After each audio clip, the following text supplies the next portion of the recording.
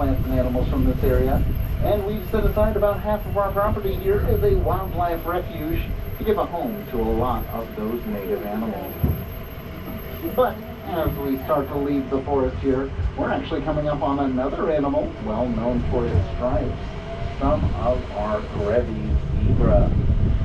Now this is going to be our bachelor herd of Grevy's zebra, which means that it's a bunch of our younger males who are all going to be staying together to protect each other while they wait for a chance to meet some ladies, just like they would out in the wild.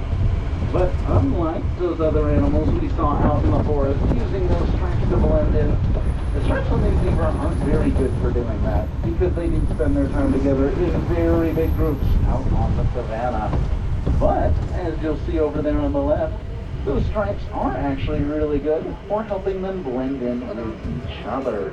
Oh, it's here. Now, normally they're going to spend a lot of their time right next to each other, and when they do, it's going to actually really help them blend together as one big group, which is going to really make our predators think twice about messing with them. Now, these zebra are also really important to a lot of our other animals out here, because they are great at eating a lot of the very tough grasses that grow in the savannah that our other animals can't eat. So when they do, it allows for the softer grasses to grow in that are going to be food for most of the other animals living out here. But unfortunately, they are another one of our endangered animals, and we've been working very hard with the Grevy's Zebra Trust to try to help keep those zebra protected all around the world.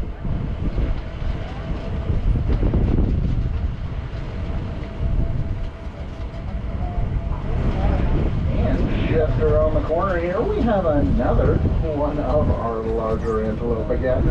I think right down here next to us, yep, we have our big group of sable antelope. These dark chocolate brown ones with those long curved horns. So once again, are actually almost all of our females. And even the females are going to have those nice big horns that they're going to use to protect themselves and defend their territory. And of course, they've also got their own set of threat masks, just like those hemsbach who are hanging out just a little past them there. And are going to be very good at keeping each other safe out here. But like we've said, we've already had a chance to spot a lot of different amazing animals, all with their own special tricks for survival, like we've talked about. The ones who are staying in those big groups for protection, the ones trying to blend in to their forest habitats, the ones who were great at their jumping, swimming, or being just too big to mess with, like those Patterson's eland, who we're going to get another view as we come right around the corner here. Now, we've been talking a lot about how these horns are great to keep these animals protected, but these eland actually aren't going to be using those horns to compete that often. They're more frequently going to use those to reach high up in the trees and break down branches, using that really cool twist in the middle they have there to get them some extra food instead of just the grass they're normally going to be eating. And it looks like we even got those little springbok to even come closer up to us right now as well. Oh, and even up here at the front, we've got our great big male, the one with the grayer color standing next to the tree there. His name is Bumble, and he's been added so that hopefully we can have some baby eland here in the near future. But as we go forward here too, we're also going to have some other animals over here on the right-hand side as well. Right now we are pulling right alongside our desert habitats of North Africa. And the animals out here are going to be adapted to those hot areas like the Sahara Desert in that part of the world. And we've got a couple really great examples of those desert-dwelling animals out here. The first of which being these rapiti, who are actually an Asian deer species, but they are great at living out in these hot climates, being able to go for about 5 days without any water at all. Just past them, you may also see those bright white antelope with those very long curved horns, some of our scimitar horned oryx, who are really good at living out in the desert, but unfortunately are actually considered extinct in the wild at this point, meaning they pretty much only live in zoos. But we're doing everything we can to try to help increase their number and get them back out to the areas they used to live in. In fact, we've had almost 700 of them born here since the park has opened almost 50 years ago. But of course, the one that's probably catching your attention the most are those huge cattle up here at the top of the hill, some of our Ankole cattle. Now, the reason those cattle are so big is actually because there are only domestic species, meaning humans made them look that way. The people who live in the area like to use those cattle as a status symbol, so they continue growing them bigger and bigger so they'd be more impressive looking to own. To give you an idea of just how big they are at this point, the width of those horns from tip to tip is about the width of the cabin that you're sitting in right now.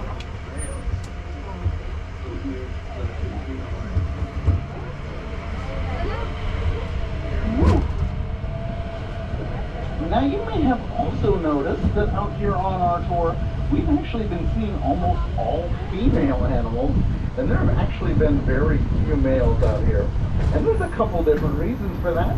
The main reason being that this is exactly how these animals would be living out in the wild.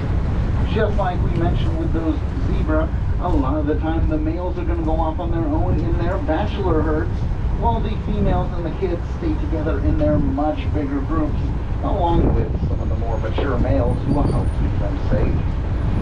Now, here at the safari park, though, we definitely have another good reason to keep them separated. Sorry. And that's because we want to know exactly who the parents are whenever any animals have kids. So we'll keep them separated until they're ready to make sure they have a great genetic match for the healthiest kids possible. In fact, we'll even trade a lot of our animals here to other zoos all across the country and even all the way out to Africa to get those great matches for the healthiest future for their species. You can think of it kind of like a personalized dating program for almost every one of our animals out here. But as we come through this gate one more time, we're now coming back into our East African habitat over here on the right.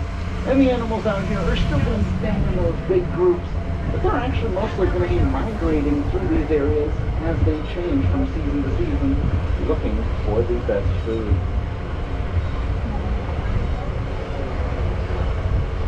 Now, you might be able to spot a couple of our other smaller antelope over here, some of our Thompson's gazelle, who are going to be ones very focused on speed because they're regularly coming up against the cheetah. So they're going to be doing everything they can to try to outrace and outlast them, which they actually have a pretty good chance of doing as long as they're not caught by surprise. And it looks like we got quite a few more of them who have all spread out further up in the valley here.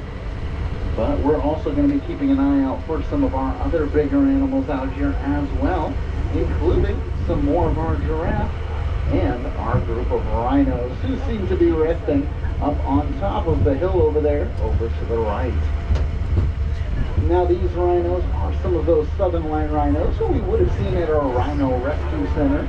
And they do love staying in those very big groups, which are called a crash of rhinos. One of my favorite words for a group of animals. And they're going to spend most of their time using their very wide mouth and their very strong lips to pinch at and pull up the grass, kind of like a lawnmower would, to help keep these hillsides trimmed and themselves very well fed all year round.